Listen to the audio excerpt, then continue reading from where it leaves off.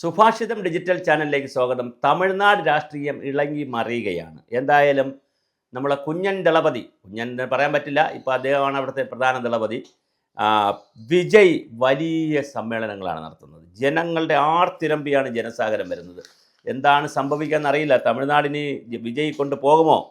5 kilometre താണ്ടാൻ 4 മണിക്കൂർ എന്ന് പറഞ്ഞാൽ 10 മിനിറ്റ് കൊണ്ട് പോകേണ്ട ഒരു ജാഥ, അല്ലെങ്കിൽ 10 മിനിറ്റ് കൊണ്ട് വാഹനത്തിലാണെങ്കിൽ ഒരു 5 മിനിറ്റ് 10 മിനിറ്റ് കൊണ്ട് എത്തേണ്ടത്, നടന്നാണെങ്കിൽ ഒരു അരമണിക്കൂറിന് താഴെയുള്ള സമയം കൊണ്ട് എത്തേണ്ടുന്ന ദൂരം താണ്ടാൻ 4 കിലോമീറ്ററാണ് എടുത്തിട്ടുള്ളത്. പര്യടനത്തിൻ്റെ തുടക്കത്തിൽ ആദ്യ 5 കിലോമീറ്ററിന് താണ്ടാൻ 4 മണിക്കൂറോളം എടുത്തു എന്നാണ് അറിയുന്നത്.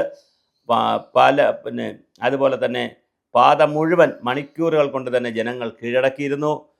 നിങ്ങളുടെ വിജയ് ഇതാ വരുന്നു എന്ന മുദ്രാവാക്യം മുഴക്കിയപ്പോൾ യാത്ര നൂതന ക്യാമറകൾ, ലൗഡ് സ്പീക്കറുകൾ, ആരാധകർ ഇടിച്ചു കയറുന്ന പുതിയ ഒരു തമിഴ്നാടിനെയാണ് നമ്മൾ കാണുന്നത്. വിജയ് സഞ്ചരിക്കുന്നത് പ്രചരണ ബസ്സിലാണ് സഞ്ചരിക്കുന്നത്. അപ്പോൾ അത് വളരെ വലിയ ഒരു ഓളം, ഒരു ഒഴുക്ക് തമിഴ്നാട്ടിൽ വിജയ്ക്ക് ഉണ്ടാക്കാൻ കഴിയുന്നുണ്ട്. അണ്ണാദുരയും എംജിആറും തുടങ്ങിയ തിരുച്ചിറപ്പള്ളിയിൽ നിന്നും TVK അധ്യക്ഷൻ വിജയ് തൻ്റെ രാഷ്ട്രീയ പ്രചരണ യാത്ര ആരംഭിച്ചു. 92 ദിവസമാണ്, 3 മാസം നീണ്ടു നിൽക്കുന്ന പരിപാടിയാണ് സംസ്ഥാനത്ത് മുഴുവൻ. എന്തായാലും 3 മാസം കൊണ്ട് സംസ്ഥാനത്തെ മുഴുവൻ ഇളക്കി മറിക്കാൻ വിജയ ദളപതി തന്നെ നമ്മുടെ രംഗത്തിറങ്ങിയിട്ടുണ്ട്. തമിഴ്നാട് രാഷ്ട്രീയത്തെ അദ്ദേഹം കൊണ്ടുപോകുമോ? കാരണം തമിഴ്നാട് എന്നും ഇങ്ങനെയായിരുന്നു.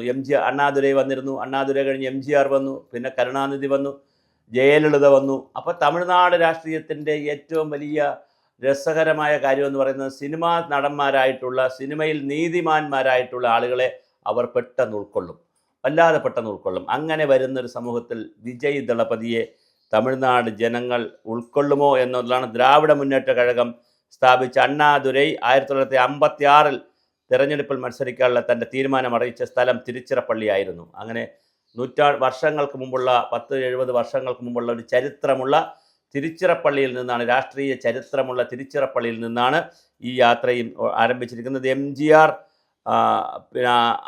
പാർട്ടിയുടെ ആദ്യ സംസ്ഥാന സമ്മേളനം നടത്തിയത് 1974 അതും തിരുച്ചിറപ്പള്ളിയായിരുന്നു. അപ്പോൾ തിരുച്ചിറപ്പള്ളിയുടെ മണ്ണിനൊരു രാഷ്ട്രീയ മണമുണ്ട്. അത് രാഷ്ട്രീയക്കാരെ വളർത്തിയതാണ്.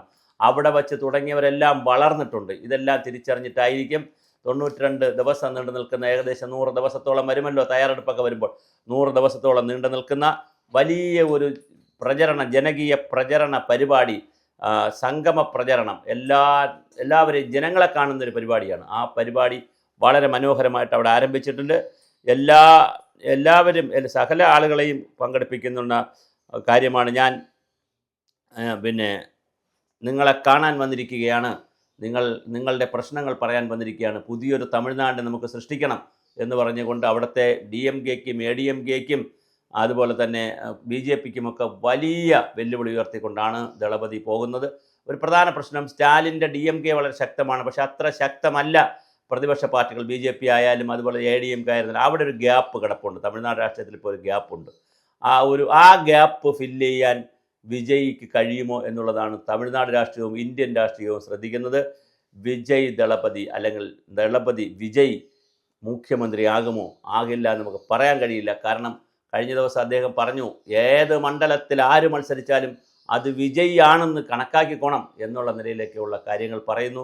ലക്ഷക്കണക്കിന് ആളുകളാണ്, ഈ ലക്ഷക്കണക്കിന് ആളുകളാണ് യോഗങ്ങളിൽ പങ്കെടുക്കുന്നത്. ഈ സാഗരമെല്ലാം വോട്ടായി മാറിയാൽ തീർച്ചയായിട്ടും തമിഴ്നാട് രാഷ്ട്രീയത്തിൻ്റെ പുതിയ മുഖം നമുക്ക് കാണാൻ പറ്റും. എന്തായാലും കാത്തിരുന്ന് കാണാം. വലിയ സന്നാഹമാണ് വിജയ് തമിഴ്നാട്ടിൽ ഇളക്കി മറിക്കുന്നത്. അപ്പോൾ തീർച്ചയായിട്ടും ഇത് നമുക്ക് വളരെ വലിയ രീതിയിലാണ് കാര്യങ്ങൾ നടക്കുന്നത്. അതുപോലെ അദ്ദേഹം ഒരുപാട് വാഗ്ദാനങ്ങൾ കൊടുക്കുന്നുണ്ട്. ഗ്യാസ് സിലിണ്ടറിൻ്റെ സബ്സിഡി അടക്കമുള്ള കാര്യങ്ങൾ, അതുപോലെ തന്നെ ഒരുപാട് കാര്യങ്ങൾ അദ്ദേഹം, ഡീസലുമായി ബന്ധപ്പെട്ട കാര്യങ്ങൾ, ഒരുപാട് കാര്യങ്ങൾ അദ്ദേഹം ജനങ്ങൾക്ക് വാഗ്ദാനങ്ങൾ വെക്കുന്നുണ്ട്. തമിഴ്നാട് ജനതയെ സംബന്ധിച്ചിടത്തോളം വാഗ്ദാനങ്ങളിൽ അവർ വിശ്വസിക്കുകയും അങ്ങനെ വോട്ട് ചെയ്യുകയും ചെയ്യുന്നൊരു പാരമ്പര്യവും അവർക്കുണ്ട്. അതുകൊണ്ട് പുതുമ അവർക്ക് എപ്പോഴും അവർ ആഗ്രഹിക്കുന്നവരാണ്. ആ പുതുമയിൽ വിജയ് തമിഴ്നാട് നേടുമോ?